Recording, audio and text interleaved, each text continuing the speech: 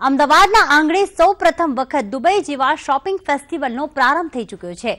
Shopping festival 2019ને PM Narendra Modi દ્વારા ખુલ્લો મૂકવામાં આવ્યો છે. પીએમ મોદીએ ખાદીના સ્ટોલમાંથી શાલની ખરીદી કરી હતી અને 28 જાન્યુઆરી સુધી આ શોપિંગ ફેસ્ટિવલ ચાલશે, જેમાં 15,400 વેપારીઓએ રજીસ્ટ્રેશન કરાવ્યું છે. પાથરણાવાળા વેપારીઓથી લઈને મોલ સુધીના વેપારીઓએ આ શોપિંગ ફેસ્ટિવલનું રજીસ્ટ્રેશન કરાવ્યું હતું. તો 50 લાખ લોકો આ ફેસ્ટિવલની મુલાકાત લે તેવી શક્યતા દર્શાવાઈ રહી છે. ફેસ્ટિવલમાં 60% સુધીનું ડિસ્કાઉન્ટ આપવામાં આવી રહ્યું છે. અમદાવાદ એક સમયે કાપડનું માન્ચેસ્ટર હતું, જેથી વિવિધ વેપારીઓને લાભ મળે તે માટે શોપિંગ ફેસ્ટિવલનું આયોજન કરવામાં આવ્યું છે. આપણું અમદાવાદ ક્યાંથી ક્યાં પહોંચી ગયું, કેટલું બધું બદલાઈ ગયું.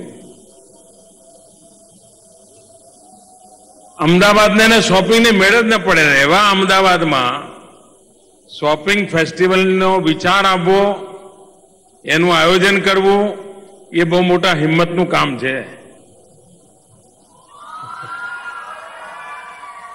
કારણ કે જે શહેરમાં કેરીમાંથી રસ કાઢ્યા પછી છોતરામાંથી ફજેતો બનાવવાની ટેવ હોય,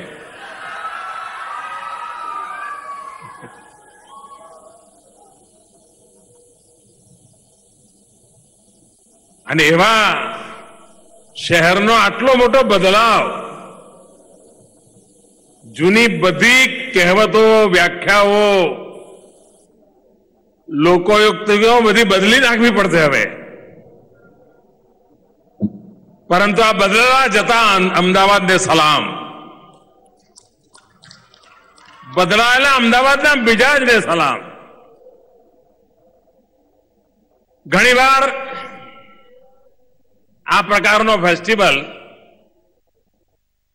જેમને બહુ સમજણ ન પડે એમના માટે ટાઈમ બગાડવા જેવો નથી. તમે ઘરમાં એકલા જમતા હો તો જમવાનું ધારાધોરણ એક હોય, પણ 5-50 ભાઈબંધો બેસીને જમવા બેઠા હો તો વાતો વાતોમાં ક્યારે 4-5 રોટલી વધારે દબાઈ જાય ખબર ના પડે. સામૂહિકતાની એક તાકાત હોય છે. એકલો અટલો નાનકડો બિચારો વેપારી ક્યાંક માલ વેચવા બેઠો હોય, ફૂટપાથ પર દુકાન લગાવીને બેઠો હોય, કોઈ નજરે ન કરે, પણ આવા સામૂહિકતાનું વાતાવરણ હોય ત્યારે એનોય ઉત્સાહ વધે, અને ખરીદવા આવ્યો હોય ને એને થાય ખાલી હાથે ના જવાય, ભાઈ કંઈક તો લેતા જઈએ.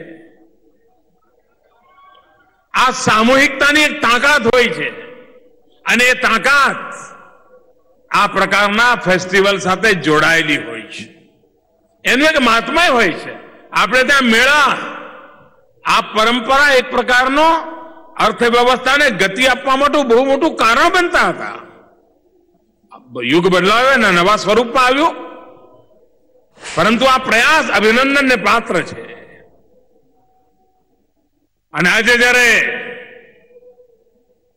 અમદાવાદને આંગણે આ બદલાયેલા મિજાજ સાથે આપની વચ્ચે આવવાનું થયું છે, ત્યારે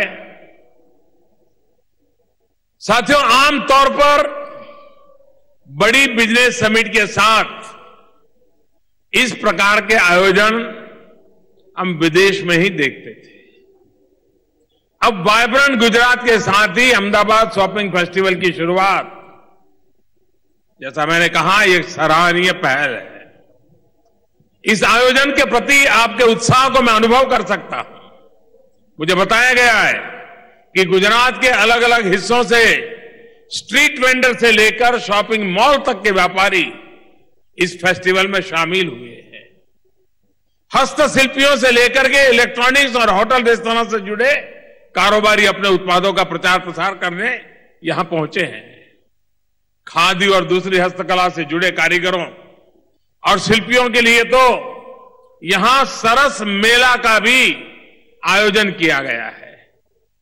जब थोड़ी देर पहले मैं स्टॉल्स में गया था तो गुजराती परंपराओं, गुजराती हस्तशिल्प की बेहतरीन झलक मुझे देखने को मिली. फेस्टिवल में गुजरात के बाहर से आए बहुत से उद्यमी भी हिस्सा ले रहे हैं.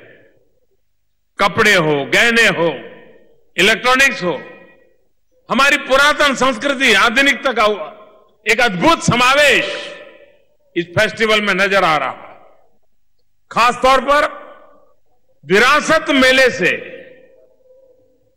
और मैं सबसे कहूंगा कि विरासत मेले में जरूर जाइए, कम समय है तो भी विरासत मेले में जरूर जाइए।